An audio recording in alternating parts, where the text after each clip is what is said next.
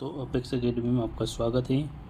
और आज अपन जंतु जगत का पढ़ने वाले फाइलम पोरीफेरा। क्या पढ़ने वाले हैं?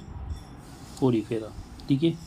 सबसे पहले इसके सामान्य लक्षण पढ़ेंगे, जनरल कैरेक्टर, और उसके बाद सबसे पहले लक्षण पढ़ते हैं। देखिए एक एक करके पढ़ते हैं अपन।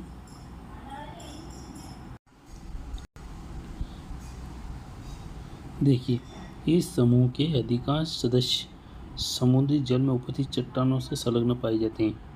मतलब ये चट्टानों पर लगे होते हैं।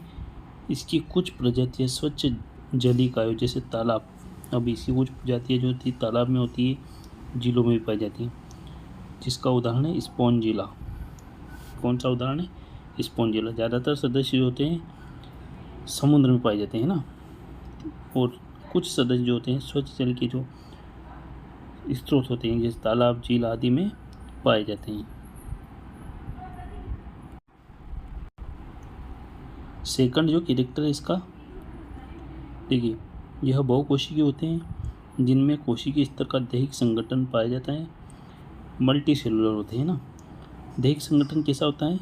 Cellular level. इनके शरीर में किसी भी प्रकार के उत्तक और अंग नहीं पाए जाते। सबसे बड़ी बात है कि सिर्फ कोशिकाएं जो होती हैं वही होती हैं, इसमें किसी प्रकार का उत्तक अंग वगैरह नहीं पाए जाते। ये सबसे इम्पोर्टेंट कैरेक्टर है। थर्ड कैरेक्टर है, इनका शरीर डिप्लोब्लास्टिक अर्थात दो जन स्तरों का बना होता है।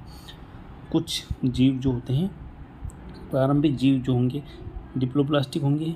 जैसे जैसे अपन आगे जाएंगे तो अपने को ट्रिप्लोब्लास्टिक मिलेगा। अब दो जनन स्तर कौन से होते हैं? एक तो होता है एक्टोडर्म और एक होता है एंडोडर्म। ठीक है। एक्टोडर्म मतलब बाहरी स्तर, एंडोडर्म मतलब आंतरिक स्तर। तो दो स्तर होते हैं। इसमें कितने स्तर होते हैं? तो नेक्स्ट जो कैरेक्टर है, इनका शरीर प्राय परिसम्मिति वाला होता है। कुछ प्रजातियों का शरीर असम्मित युक्त भी होता है। या तो इनमें रेडियल सिमेट्री होती है, ठीक है, या एसिमेट्रिकल होते हैं। दोनों प्रकार के हो सकते हैं। ठीक है। अगला जो कैरेक्टर है मित्रों, इनका शरीर छिद्रित होता है। इन छिद्रों को ओस्टिया कहते हैं। इनका शरीर होता है, आपने कभी सीट देखी होगी, सीट के नीचे स्पंज होता है, ऐसा इनका शरीर होता है जिसमें बहुत सारे छिद्र होते हैं जिनके माध्यम से जल इनके शरीर में प्रवेश करता है। इन छिद्रों के कारण शरीर स्पंज के समान होता है। ये जो छिद्र होते हैं इसके कारण इनका शरीर कैसा होता है? स्पंज के समान। नेक्स्ट जो कैरेक्टर है, इनके शरीर के अग्रभाग पर एक बड़ा छिद्र पाया जाता है जिसे आस्कुलम कहते हैं।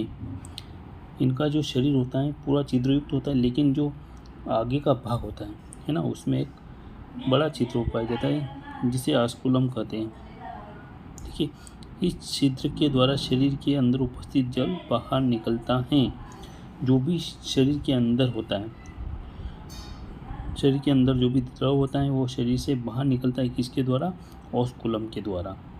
इनके शरीर में एक बड़ी गुहा होती है जिसे स्पंजोसील कहते हैं, या स्पंज गुहा। इस मतलब बीच में खाली स्थान होता है जिसको अपन कहते हैं कैविटी, और उस कैविटी को कहते हैं स्पंजोसील। यह देह गुहा शरीर के अग्रभाग में उपस्थित छिद्र ऑस्कुलम द्वारा खुलती हैं। जो स्पंजोसील होती हैं वो किसके द्वारा ओपन होती है? ऑस्कुलम के द्वारा। ये जो ऑस्कुलम लिखा ना, इसके द्वारा ये खुलती हैं। नेक्स्ट कैरेक्टर है, स्पंजों के शरीर में परस्पर जुड़ी हुई नलिकाओं की बनी नाल प्रणाली पाई जाती हैं। मतलब इनके शरीर में जो होती है नलिकाएं आपस में जुड़ी होती है, जिसको अपन बोलते हैं केनाल सिस्टम। क्या बोलते हैं? Canal system. ये नलिका स्पंज गुहा को बाहरी वातावरण से ओस्टिया द्वारा जोड़ती हैं। ये नलिकाएं किस ओस्टिया द्वारा बाहरी वातावरण से जोड़ती हैं? नलिकाओं की आंतरिक सतह को कॉइनोसाइट्स कहते हैं।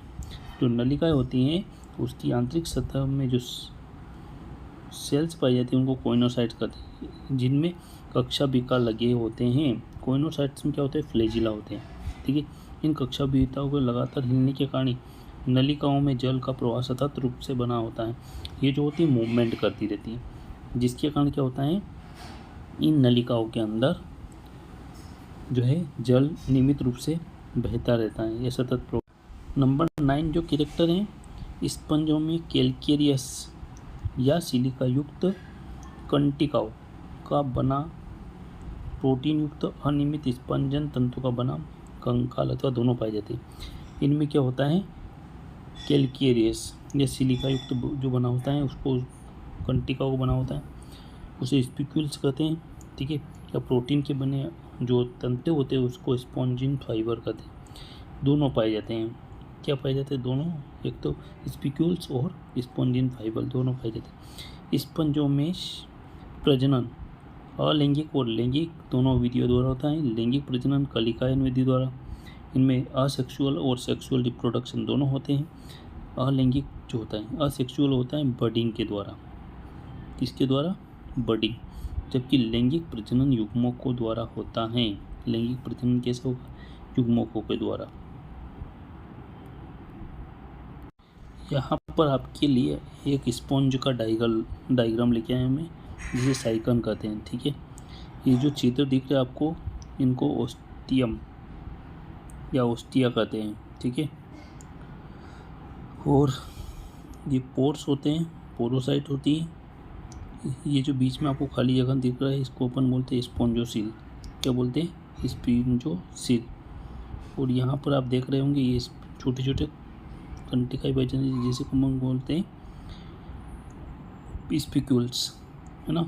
और यहाँ पर जो सेल्स होती हैं जो इनको बोलेंगे अपन पिनेकोसाइट्स।